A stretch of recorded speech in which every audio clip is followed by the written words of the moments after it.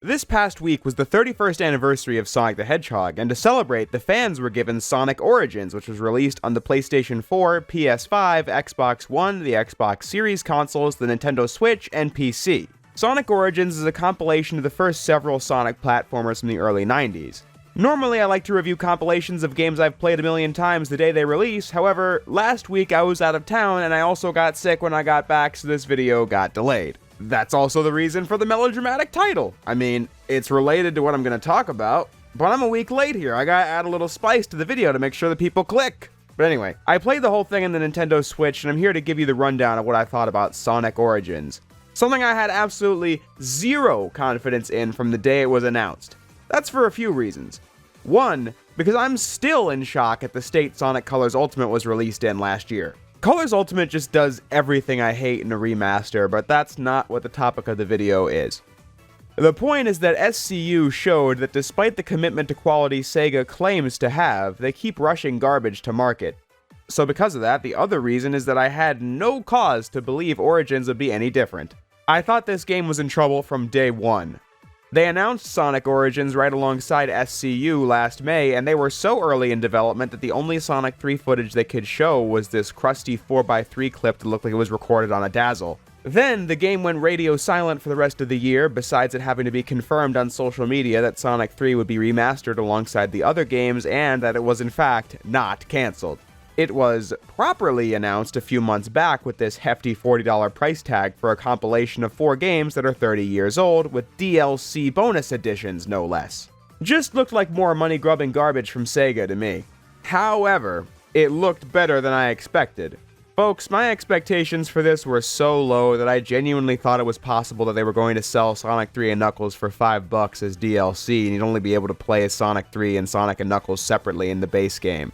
But no, they did not do that, and were putting effort in by making new animated cutscenes for the game. Among other features to make it a worthwhile experience for old fans, yes, but also for new fans to get into the classic Sonic games that just saw the first 2 Sonic movies, which I think is a great thing. Countless people who grew up with Sonic past its original run in the Sega Genesis got into these games via compilations. I said in my video covering those games back in 2020 that my first ever exposure to Sonic was first Sonic X, which aired on 4Kids in the mid-2000s, and then my first Sonic game was Sonic Mega Collection Plus on PlayStation 2. I have a lot of nostalgia for that collection. Like, I was so bad at games as a kid that I couldn't beat the Wrecking Ball boss at the end of Green Hill Zone, so I had to enlist the help of my uncle to do it for me. I also couldn't get past the second zone of any of the games. But I thought it was cool that so many different Sonic games were on one disc. And I know people have had similar stories to tell with the various Sonic compilations that have been released throughout history, like Sonic Jam in 1997, or Sonic's Ultimate Genesis Collection and Sonic Classic Collection, both from 2010. It was actually on those where I was finally able to make progress on these games. Point is, re-releasing legacy content is so great for those who were there when the game first came out and want a convenient way to relive the magic, and for new audiences to get experience with it for the first time. Sonic ports used to come out pretty regularly when I was a kid, and I'd play them all to see what little things were different between them. So, Sonic Origins set out to be the 2020s equivalent of that Sonic Mega Collection that I played a lot as a kid, only for this generation, which I think is a great thing. But that begs the question. After 2 days of playing it, what do I think of Sonic Origins as a package? Well, I already said it exceeded my worst case scenario predictions of being like Sonic Colors Ultimate from last year, but that doesn't automatically make it good. So ignoring the fact that the current state of Sonic has me highly skeptical of everything Sega says and releases, and the fact that Origins caused controversy as all new Sonic games do, I went into this video with the intent to simply answer 3 questions. What's in Sonic Origins? Is it good? And is it the definitive way to play these games for those who are very familiar with them?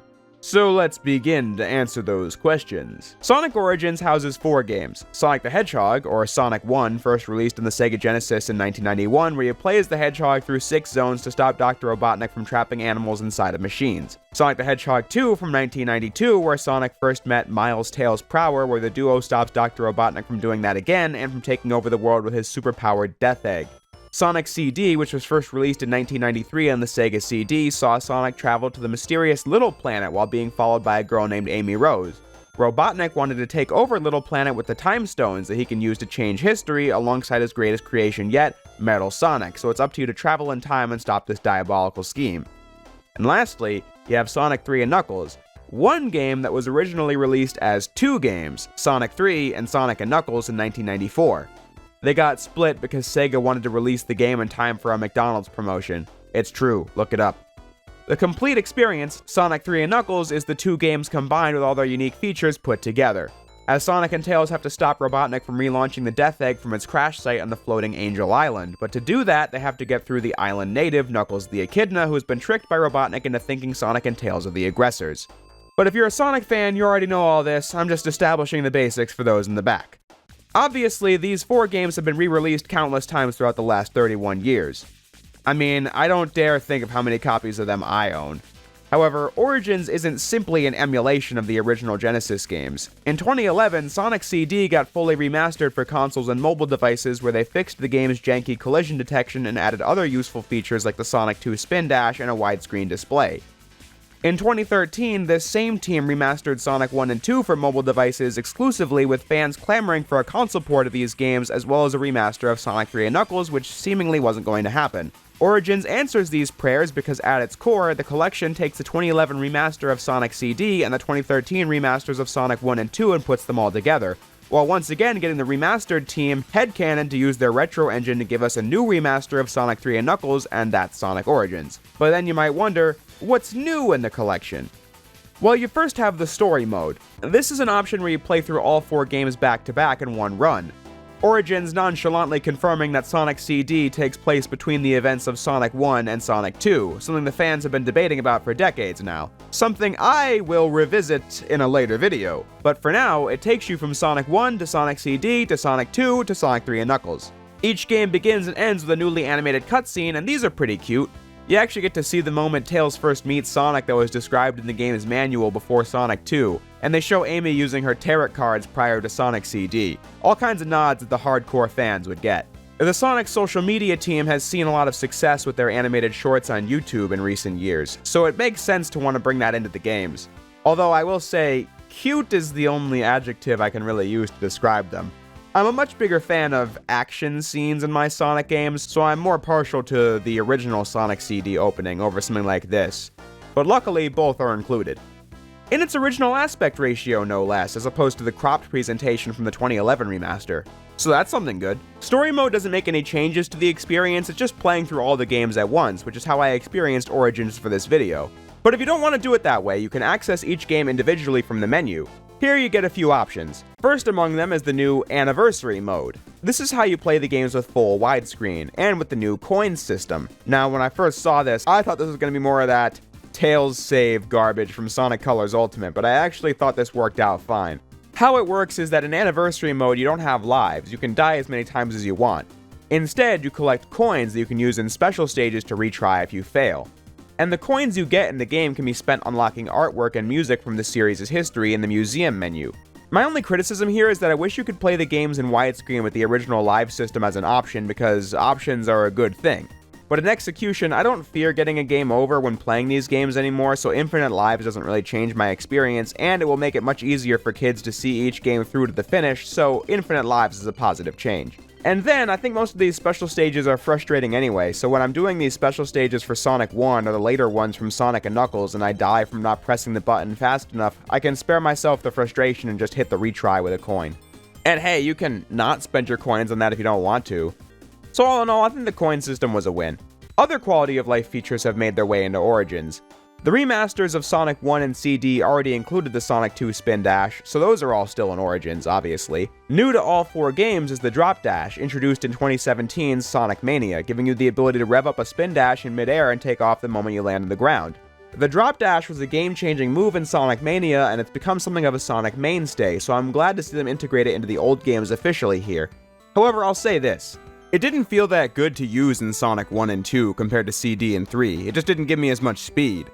I should give a mention to the animation as well. In Sonic 3, you get a new spinning animation while revving up for the drop dash, and in the other games it's one singular sprite paused on. And that's because Sonic 3 was a new port from headcanon and the rest was done by Sonic Team, so that explains that, but man, does it look lame.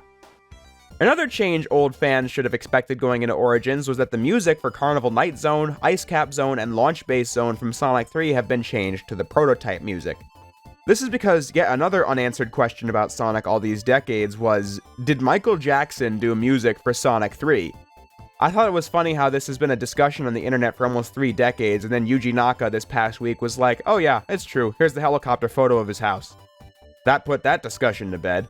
I think by this point most people knew this was true, it's just that he's not in the credits of the game, and so the music of Sonic 3 would cause an issue with rights and royalties and all that legal jargon. The point is, because of that, the music is different. It's weird as someone who's played Sonic 3 with the original soundtrack for almost 20 years, but it's certainly fine on its own merits. The way they were arranged leaves a bit to be desired, and scorn definitely goes to the way tracks like the Supersonic theme have been arranged in the new release, sounding like it came out of Sonic the Hedgehog 4, not an actual Genesis. Some kind of change to the music was more or less inevitable with Sonic 3 being re-released, so I don't think it's worth holding against Origins. My issue with this collection begins with how I find it very bare bones. Let's start with the menus. Other retro compilations like the Mega Man Legacy collections allow you to access important settings mid-game just by hitting a button. In Sonic Origins, the menus feel really last minute and is one of the biggest showings that these are 4 separate remasters being bundled together. In Sonic 1 and 2, the mobile menus and options aren't in the game at all. The only options you do get are these character select screens that just get farted onto the screen when you're pressing start. But for Sonic CD, this game does have important options accessible from the menu, like if you want to use the original Spin Dash or the Sonic 2 Spin Dash, or if you want to listen to the US soundtrack or the Japanese one while playing the game. First, these should have been something you could change by pausing the game. Instead, you can only do it by opening Sonic CD in the game selection and then changing that setting. But if you're playing in story mode, you don't see the Sonic CD menu, you're only playing the levels, so you'd have to back out of story mode, go into CD, change the settings, back out, and go back into story mode. But the problem with the menu is that you're taken directly to the menus from the 2011 Sonic CD, which is a completely different design. It just sticks out like a sore thumb compared to the aesthetic the entire rest of Origins uses. Then Sonic 3 is using faithful versions of the Genesis menus. See how these things are just not the same, and it just makes the whole product feel slapdash? Which leads me to my biggest issues with Origins. This collection's just not for me. Many retro collections will offer settings on how you want the game to look, and usually this causes problems in its own way, but Origins doesn't do that. I have said numerous times on the channel that I like my older games looking pixelated. It's just how I like it, including PS1, PS2, and even PS3 games, I might add. One of my biggest gripes with playing the older versions of these remasters was that they had a pixelated appearance, but it was very soft. This isn't a video where I can complain that the pixels aren't even, because they are. Just look at them. Instead, I just don't like how this soft pixel look wasn't changed in Origins, and we also don't have an option for a sharper appearance. Sonic Mania had an option for smoother pixels, 2 CRT filters, and sharp pixels, so it just doesn't make any sense why this couldn't be in Origins. Now, you do get used to it as you play Origins, but it's not for me. In 2019, Sonic 3 Angel Island Revisited, a fan project, was released, and in 2021, the remasters of Sonic 1, 2, and CD were decompiled on PC. These all have options for sharp, integer-scaled pixels, and so these are the definitive versions of the game for me. It really is as simple as, I want sharp pixels and Origins doesn't provide, so therefore Origins isn't for me. I know the creators of these fan projects don't want people to use them as clubs against Sonic Origins, but Origins is $40 and these projects weren't and give me all the settings I want, including not only the drop dash, but also the insta-shield and the super peel-out and more customization in not only how the games look, but also in how it plays, something Origins doesn't do. Instead, the game charges you extra to have reused forces animations on the options menu, and like many other retro compilations, they have other little gimmicks instead of actually good features. The more you play, the more you unlock modes like Mirror Mode, where you play all the games in reverse, if you want to do that. It's neat for a cursed little bit of gameplay. There are missions included where you get ranked based on how long you take, doing things like killing enemies or reaching the goal in time or doing a specific task. Once more, not really my thing, but you can do it if you want to occupy your time. There's a boss rush in each game if you're looking to relive the intense classic Sonic boss battles all in one go. And then you can play the original versions of the games via classic mode. And by that, I mean you can play the remastered games with a cropped screen. Sonic 1 still has a spin dash and no spike glitch, and CD will still have the Sonic 2 spin dash if that setting is on. Not that I'd rather play the janky Sega CD original, but I'm just saying if they were going to include a classic mode, why not make it a real one? It's just a pointless feature since it's completely inauthentic. But hey, you can turn the border off in the menu. That's more than Sonic's Ultimate Genesis collection could say. Sonic Origins could have been the definitive versions for me if they just had integer-scaled pixels and included new features that were actually game-changing, like playable Amy or Metal Sonic. Hell, we couldn't even get Knuckles in Sonic CD because he wasn't in the original CD remaster, and they just plopped that in with almost no changes. Yeah, it's nice that there are cute cutscenes, and if you're into those sorts of gimmick modes, go nuts, but I'm just saying that I won't be playing this again because from a visual standpoint, I'd have a better time playing PC fan projects of these games. And then mods allow for extra characters and such. Speaking of which, modders are already doing this sort of thing for Origins, really going to show that sharp pixels alone isn't that much of an ask. But I guess it is when you're rushing the game out the door. When it launched last week, tweets about the buggy nature of Origins were all over Twitter, and I watched with a curious eye because I wanted to be ready for what I was walking into before playing it. To be honest, I didn't encounter any problems while playing. Not to say that these bugs don't exist because I didn't see them, because that's some fanboy shit. My point is that I didn't experience anything too out of the ordinary besides audio stuff like the Tails flight sound continuing to play after he was done flying in Sonic 2. But the evidence is out there, and I saw friends encounter more problems on their copies, so it's definitely a buggy, unfinished release. Something I could already tell from the state of the menus alone. Something really confirmed when Stealth, the lead of the team that did Sonic 3 for this port, outright said on Twitter that they didn't have enough time to properly finish the remaster how they'd like, because SEGA didn't want to delay. This came as no surprise to me, because SEGA has been the villain of Sonic for over 25 years. I should note that Stealth said he's not feuding with SEGA and has had positive relationships with SEGA of America and Izuka. These are my words, as I am just criticizing corporate SEGA for being the biggest problem with Sonic in the last 25 years. This is the company that split Sonic Team to make Sonic 06 and Secret Rings at the same time. This is the company that put Rise of Lyric on Wii U when it was never going to work. This is the company that didn't greenlight a Median sequel. This is the company that didn't give any support to TSR after launch. The company that released Colors Ultimate with DLC. And they also did a number of other things to cripple Sonic throughout his 30-year history that I didn't list just now. So all in all, I'd say that answers the question I established at the beginning of the video.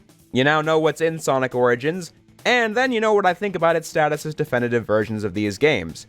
For fans like me, it's not. Better options exist that are easy to find on PC, but is it good? Well, if you wish to play the old games in an officially remastered way, I'd say Origins is just fine. Lots of people I know online are enjoying it because it's well above playable and is still the 4 classic games everyone knows and loves. So yeah, Origins serves its purpose, giving old fans a way to play the games, and new audiences the same.